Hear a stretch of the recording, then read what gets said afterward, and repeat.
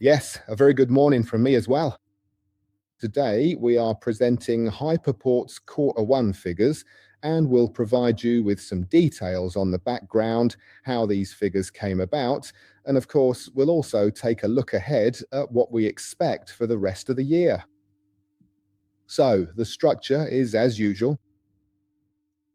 A rough initial look at the key figures, those which have already been communicated via the ad hoc announcement. Just over a week ago, we've had a good start to the year. This time, all three segments contributed to us outperforming the strong previous year. We've experienced a solid, albeit turbulent, primary market in private mortgage financing. But the start of the year was also quite pleasing in other areas. You're all familiar with the biggest challenges. The geopolitical environment is highly fragile. It changes on a weekly basis. Here, so to speak, steering with the appropriate calm and ensuring that both our staff and our clients continue to see their expectations in us fulfilled time and again, and that they keep choosing us and placing their trust in us is something of a challenge. Right, let's get into the details. As always, we'll start with the real estate and mortgage platform segment, all about home ownership in Germany.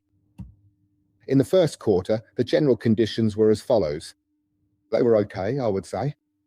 For a certain period of time, we experienced a slightly falling interest rate level, then, triggered by the Iran conflict and the associated fears about energy prices and inflation, a rise in interest rates. Once again, many consumers took advantage of this rise in interest rates to push ahead with already started to bring their financing projects to a conclusion. And in this respect, something similar happened as it did a year ago. Back then, in the first quarter, the not yet inaugurated federal government announced it would take on an extra 1,000 billion in debt, which at the time also led to a rapid rise in interest rates in March, prompting many consumers to quickly finalize their financing projects.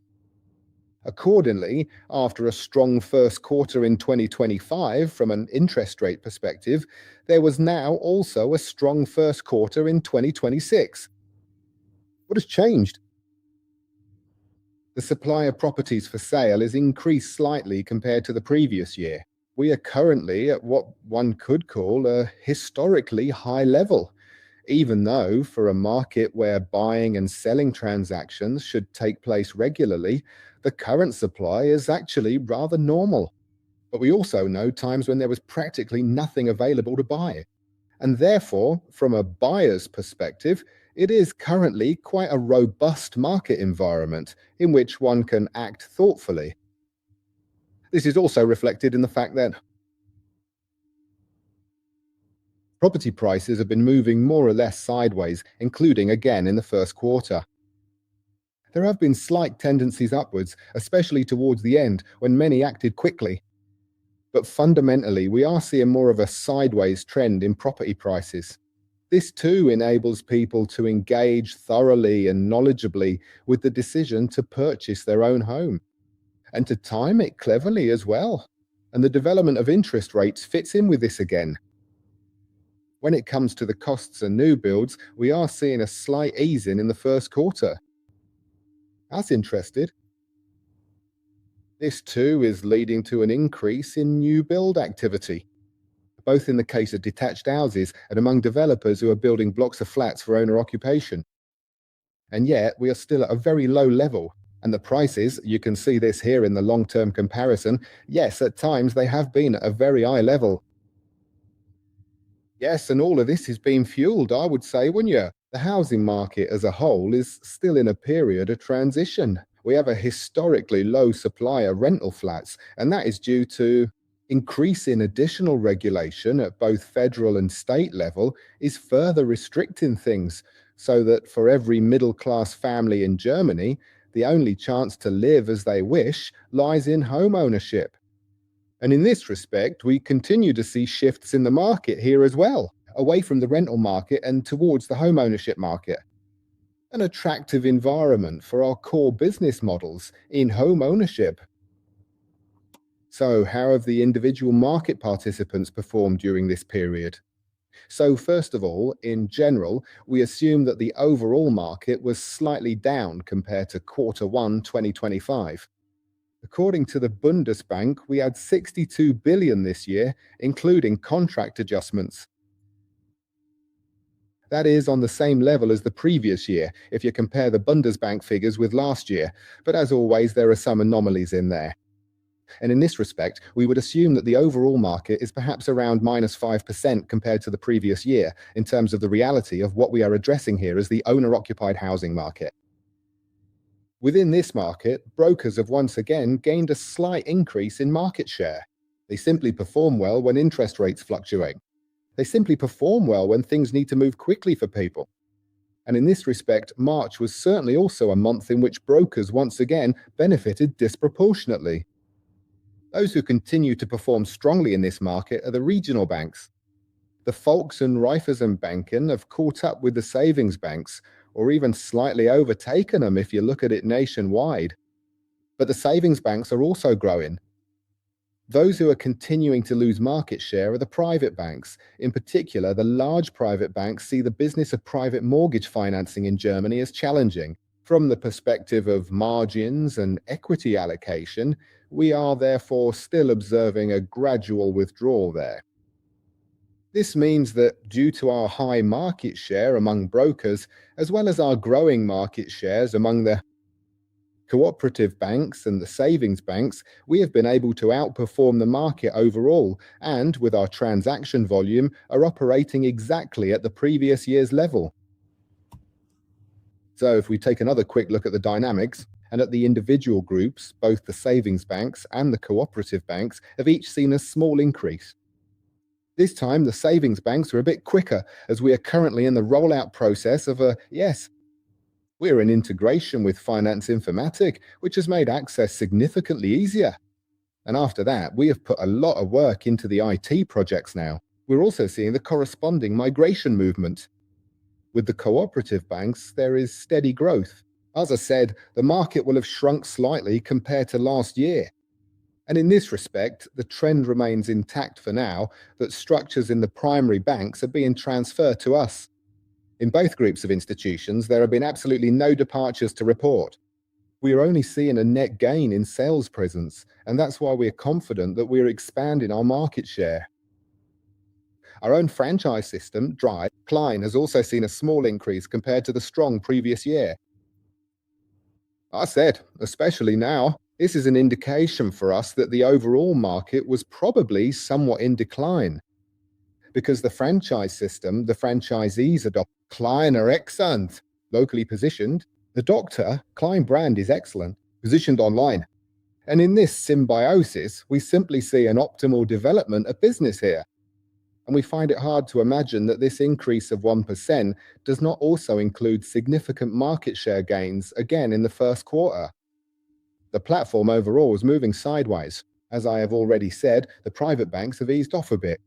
Especially our largest partner is currently allocating its equity capital differently and is therefore foregoing new business. We notice that as well. There aren't that many private banks in this segment in Germany, not anymore anyway. So if we look at the composition of the business, Q1 2026 was a strong quarter for the acquisition of residential property. Once again, we've achieved 14 billion, just like last year. That's basically among the top three, along with Q1 2022, when there was the massive change in interest rates. So, we can feel that we're helping people into their own homes, that the property ownership market is becoming ever more vibrant, and that we're backing this up with a record number of transactions in the meantime. And as prices continue to develop gradually and we gain further market share, of course, new record volumes will follow in the coming quarters. New record volumes will be set in the quarters to come. What's also pleasing is that new builds have, for the first time in a while, rounded up again. 4 billion in a single quarter. We used to see that regularly in the past. And you can see that in the years 2021 and also at the start of 2022. There was occasionally more new construction in Germany. But things are moving forward. So we're coming from just under 2 billion in 2023 after all. And in this respect, this figure is slowly ticking upwards. The construction of residential properties slowly picking up pace again. And that's important because there's a huge demand. What still hasn't picked up pace, however, are the energy efficient refurbishments. Here, federal policy is currently providing a catastrophic framework as well, with constant postponements, announcements, suspensions, and new ideas, so that on the whole, the population continues to refrain from investing in energy efficient modernization. And of course, these investments are then not financed either. So, the last topic, which also hasn't moved yet, but this was to be expected, is the refinancing volumes. We continue to see that the interest rate level is not attractive enough to prompt early adjustment of loans that were originally taken out for 15 or 20 years. And these were often concluded more than 10 years ago. And in this respect, the refinancing business here in Germany remains very quiet. You can really see, especially in comparison to the period before 2022, before the interest rate turnaround, just how great the difference is and how much potential ultimately is for something new. After all, we're talking about more than 1,000 billion here refinancing loans in Germany. This will change in 2027, as we know. So, in this respect, it's all to be expected that this will also continue at a low level. And of course, that's also a reason why we can't yet celebrate transaction records like those we saw in 2021 or 2022. Overall, this means the segment performed strongly in the first quarter. We're ahead of last year. This is particularly supported by the fact that Value AG, which has been undergoing a restructuring process for several years now after an euphoric start and then dramatic changes, has, for the first time in the first quarter, managed to be directly profitable. That's a huge success. It was a long road to get here, but the integration with our platforms and the dedicated work of our colleagues there have paid off. The digitization and optimization of business processes is now bearing fruit. And Value AG is, so to speak, a positive contributor to the development, especially compared to last year. That's fantastic. And now we need to keep proving it. There's still a lot of work to be done. So it's not yet guaranteed that things will continue like this every quarter. And yet the trend is right. And we feel absolutely vindicated in our strategic decision to bring valuations into our scope.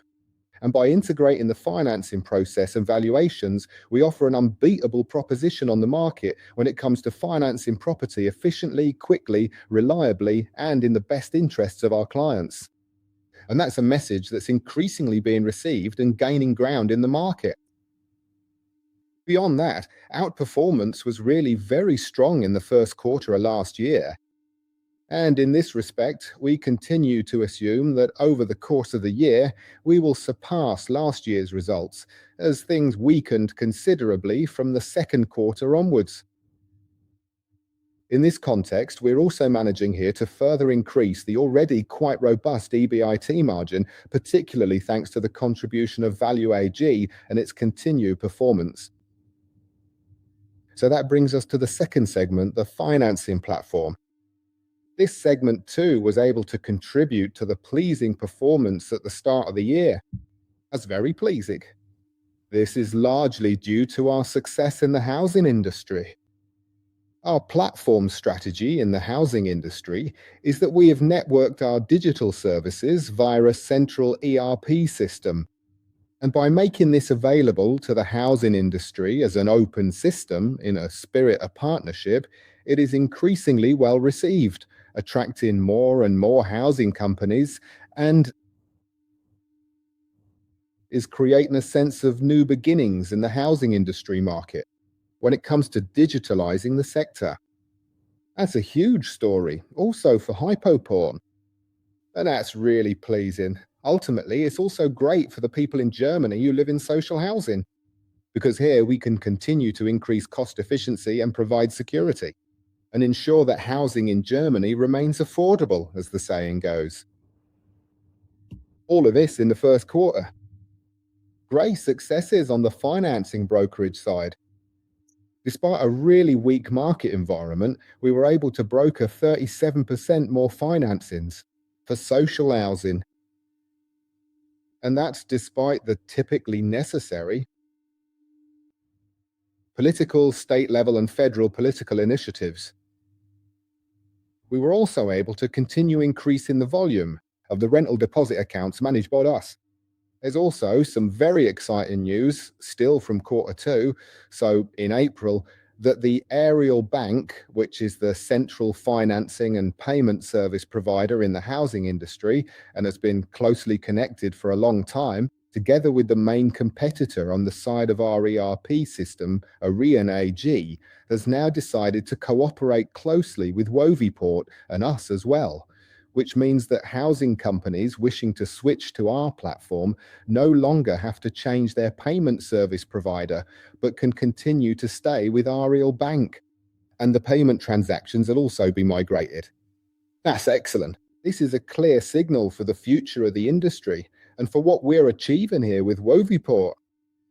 Woviport itself, in the first quarter, a new record for residential units under contract, 710,000. That's another great step forward. And the momentum in acquiring new customers remains strong. The same thing then happens in a migration process, which typically takes around 12 months until the respective residential units have actually arrived on the platform and are then relevant to our results and remunerated accordingly.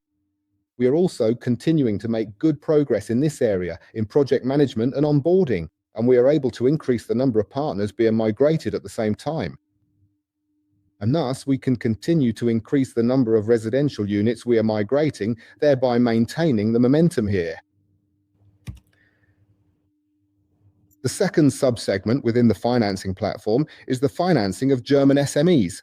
Here too, we saw a strong first quarter. That is quite unusual in this sector. Normally, business is dominated by strong activity in the fourth quarter. It is pleasing that we had such a strong first quarter. The general conditions are anything but favorable for German SMEs. So there too, the geopolitical upheavals, the sharp rise in energy prices, the fear of disruptions to supply chains are, of course, actually rather a hindrance to investment. And all the ambitions that the federal government had to give German industry a boost through investment programs and support have so far not yet materialized. And yet, in the first quarter, German SMEs financed significantly more through us and got considerably more projects off the ground. There seems to be a sense that people are saying, we're going to stop waiting for the politicians now. We're just going to get on with it now. And that was a positive sign in the first quarter. So, in that respect, I would say there's a glimmer of hope here for the rest of the year, despite the overall recessionary environment. So, a recessionary environment, and even consumers in Germany have pushed back against it a little. For the first time in a long while, year on year, the volume of new loans, the new loan uptake from personal loans has increased. We've also noticed this, albeit slightly. So, we've actually seen a boost in momentum, up 12% in the first quarter. We're outperforming the market here, and yet, of course, things are much friendlier, or at least easier, under these circumstances. Overall, the conditions are positive. What remains challenging, however, are the banks. They are restrictive, they see the recessionary environment, and they are tightening their credit and acceptance policies, and are also rejecting significantly more applications retrospectively because they are consistently tightening their models. This, unfortunately, also leads to disruptions in the completion processes. But even there, the mood could, of course, brighten again as soon as we start to receive more positive signals from geopolitics or from other economic conditions in Germany. That GDP growth turns out more positive and doesn't just hover around zero. We ourselves are now active here, at the point where, alongside our B2B offering on the platform, we can also enable fully automated B2B2C transactions. That means banks can integrate our infrastructure directly into their website and, alongside their own products, also offer third-party products there. completely digitally without any human interaction required to complete the process. We're live with TeamBank on this, which means we're currently rolling this out step by step within the cooperative network. But we're also testing with other major banks to revolutionize the installment loan process in Germany, not only where banks are the touch point in branches, but also online and on mobile. All in all, I'd say that gives us a decent start to the quarter in this segment. Almost double-digit growth rates in the top line, and with 2 million EBIT, once again, historically typical levels of results. That won't continue like this every quarter. Nevertheless, we expect that for the full year, if you like, we will continue to grow, and that this growth will also be reflected in a positive EBIT development. So that brings us to the third segment, our insurance platform. As you know, we're digitalizing the 3 sub-segments of the insurance market there via our central platforms: Smart Insure, Pension, and Corify for standardized private insurance, occupational pension schemes, and industrial insurance business. All 3 platforms also saw positive momentum and growth in the first quarter. We continue to focus here on scaling the platform business. The other business models, which are intended to support this platform business, are expected to generate positive contribution margins. And in some quarters, this works out better or worse. What matters to us is that the platforms grow and develop more and more connections. In the markets, they become more attractive on both sides as volume increases. And here we are experiencing positive momentum, even if there are still Z remains in the insurance sector. We are making progress. It could be quicker, but at least we are moving in the right direction. In terms of the key figures, things are looking very good for now, but it must be said that there are one-off effects in relation to revenue and gross profit, because as part of a merger, we have harmonized the in-year realization of revenues. And in this respect, the first quarter now appears slightly more positive than it actually is. It would otherwise have been. Otherwise, we would only just be in the black. But in any case, we would still be showing positive earnings momentum. For the rest of the year, we expect to maintain positive indicators throughout the entire year. And here, the growth of the platforms, which is important for us, is also underpinned by the continued economic recovery of this segment.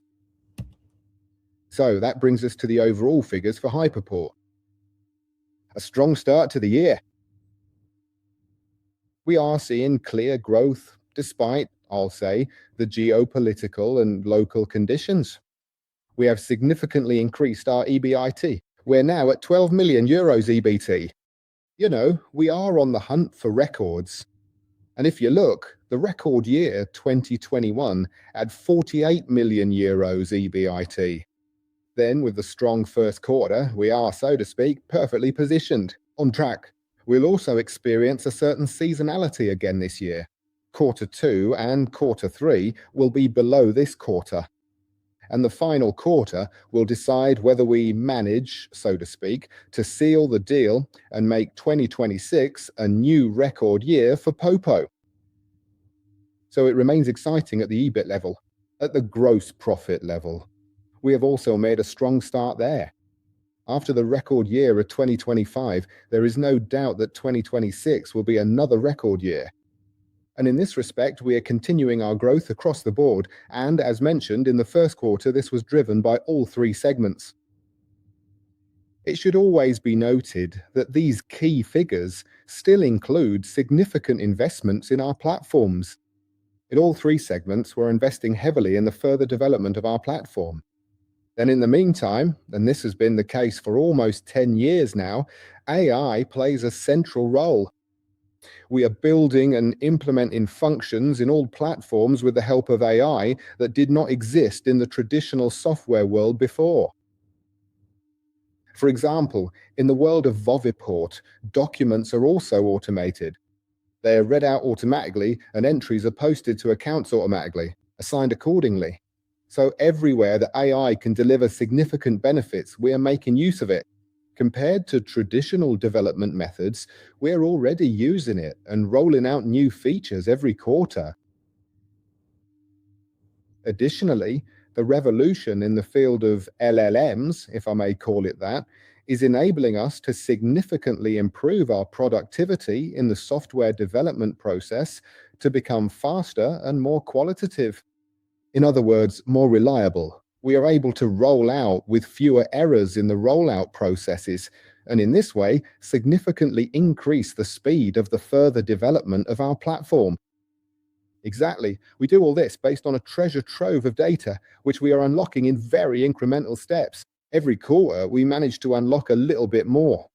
Because we are part of the process chains, we have all the data needed to train models. And in this way, we can address the needs of our users and customers one after the other without major risks. When it comes to the question of whether what we are building actually provides any benefit at all, so I see AI as a historically unique enabler comparable to the founding and use of the internet itself for financial institutions. Just as Hypoport once emerged from this, now it is AI, the next accelerator of our development and the added value we can bring to our markets. So, with that, we're right back to the latest figures. The forecast for this year is 40 to 55 million EBT and a gross profit at 260 million. We see ourselves confirmed in both figures by the strong annual order quarter. We had set ourselves the goal this year of saving between 4 and 6 million euros by reducing losses in the business models where we are still at the beginning. At this point, I would say, after the great success of Value AG in the first quarter, we are really on track to achieve the 6 million. We assumed that by gain in market share, we would generate an additional 5 to 6 million euros in revenue beyond the increase in costs. Here too, we're on track in all three segments. And as for market growth, well, the Iran conflict has now brought additional volatility and uncertainty. In this respect, it is good that the range has been set broadly. The further course of the year will show what kind of momentum we'll continue to see across all three segments, but especially, of course, in the owner-occupied housing market. There's a lot of potential there. People need home ownership. People want to fulfill their dreams. More and more are living in unsuitable and cramped housing conditions, even though they have high incomes. Clear political signals and ultimately reforms in the relevant systems would be needed. And of course, a bit more calm in geopolitics as well. That would certainly be helpful in giving people confidence. Yes, we will continue afterwards. Assume that we will continue along the path we have taken in recent years, that we will keep optimizing ourselves. By using AI and IT, we are becoming ever more efficient. In doing so, we keep an eye on our costs and remain focused on the value chains we are currently addressing. We'll launch new products. In fact, we have just launched a whole host of new products again in the first quarter, and we're learning and testing our customers' willingness to pay. And by bringing our business models together, we are also creating an offering that is unparalleled and which presents high barriers to entry for any third party. Beyond that, we also expect a certain amount of market growth and therefore an increase in our gross profit margin, also up to the end of this decade. Specifically, a doubling, that is what we are currently assuming as the status quo and what we are working towards. With that, we have confirmed everything as to how we started the year. And I am now looking forward to your questions.